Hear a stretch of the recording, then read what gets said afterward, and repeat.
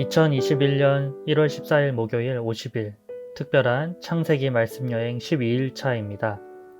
벌써 창세기 12장 아브라함이 등장하네요. 오늘 말씀을 우리 최소영 권사님께서 봉독해 주시겠습니다. 하나님의 말씀을 경청하십시오. 오늘 말씀은 창세기 12장 1절에서 20절까지의 말씀입니다. 여호와께서 아브라함에게 이르시되 너는 너희 고향과 친척과 아버지의 집을 떠나 내가 네게 보여줄 땅으로 가라. 내가 너로 큰 민족을 이루고 네게 복을 주어 내 이름을 창대하게 하리니 너는 복이 될지라. 너를 축복하는 자에게는 내가 복을 내리고 너를 저주하는 자에게는 내가 저주하리니 땅의 모든 족속이 너로 말미암아 복을 얻을 것이라 하신지라. 이에 아브라함이 여호와의 말씀을 따라갔고 롯도 그와 함께 갔으며 아브라함이 하란을 떠날 때에 75세였더라. 아브라함이 그의 아내 사레와 조카 롯과 하란에서 모은 모든 소유와 얻은 사람들을 끌고 가나안 땅으로 가려고 떠나서 마침내 가나안 땅에 들어갔더라. 아브라함이 그 땅을 지나 세겜 땅 모래 상수리 나무에 이르니 그때에 가나안 사람이 그 땅에 거주하였더라.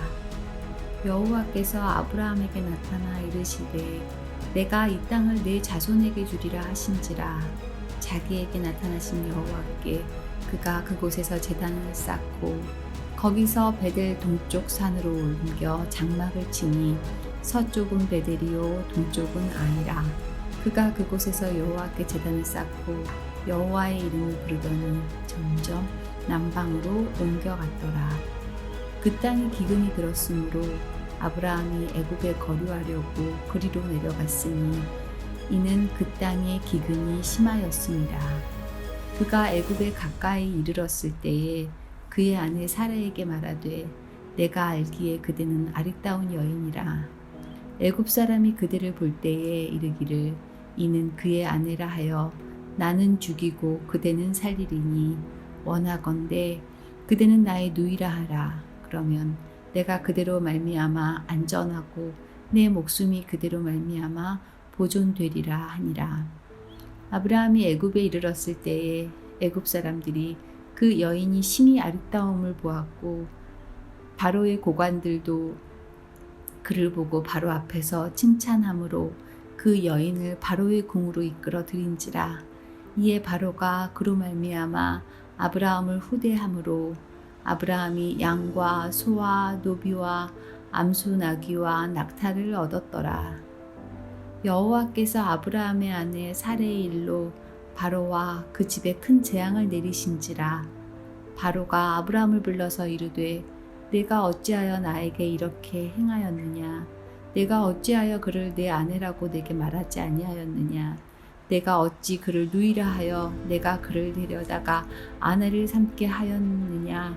내 아내가 여기 있으니 이제 데려가라 하고 바로가 사람들에게 그의 일을 명하매 그들이 그와 함께 그의 아내와 그의 모든 소유를 보내었더라. 아멘.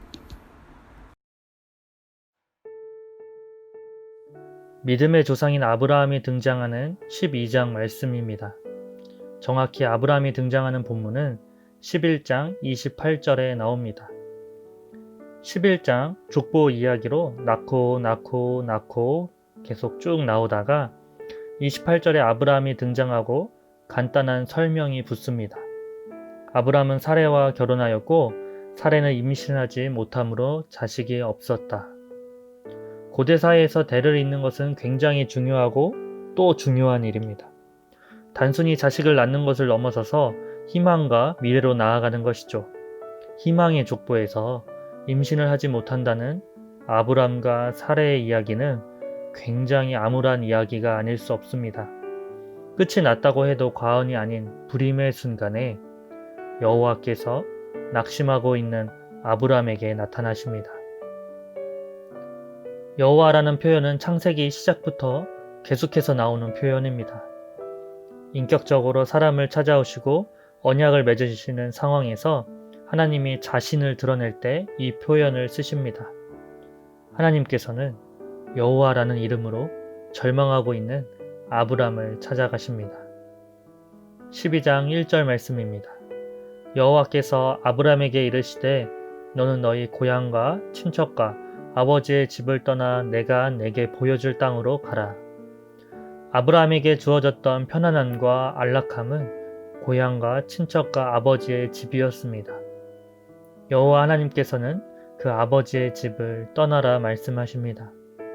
아브람이 자식이 없었고 그로 인해 주변의 따가운 시선과 또 말 못할 상황들이 아브람을 떠나게 했을 수도 있지만 생존의 근거인 아버지의 집을 떠날 만큼의 동기를 불어넣기엔 미비합니다. 떠날 수는 있겠지만 어디를 향해 갈 수는 없었겠죠. 정말 자신의 생명을 걸고 떠나서 보여줄 땅으로 가는 것은 결단을 내릴 아브람에게 무언가가 있었다는 것입니다. 저는 그 무언가를 믿음이라고 표현하고 싶습니다. 아브람도 우리 모두도 떠나는 것이 쉽지 않습니다. 지금의 삶을 두고 다른 삶을 선택하는 것, 불완전이라는 두려움으로 나아가는 것, 내가 정말 하기 싫은 일을 해야 하는 것, 이 모두 정말 어려운 일입니다. 떠나서 가면 먹고는 살 수 있습니까? 안정된 삶이 보장되나요? 그 끝은 행복합니까? 라는 질문을 우리는 던지게 되어 있습니다. 그리고 그것을 언제나 확인하고 싶어 합니다.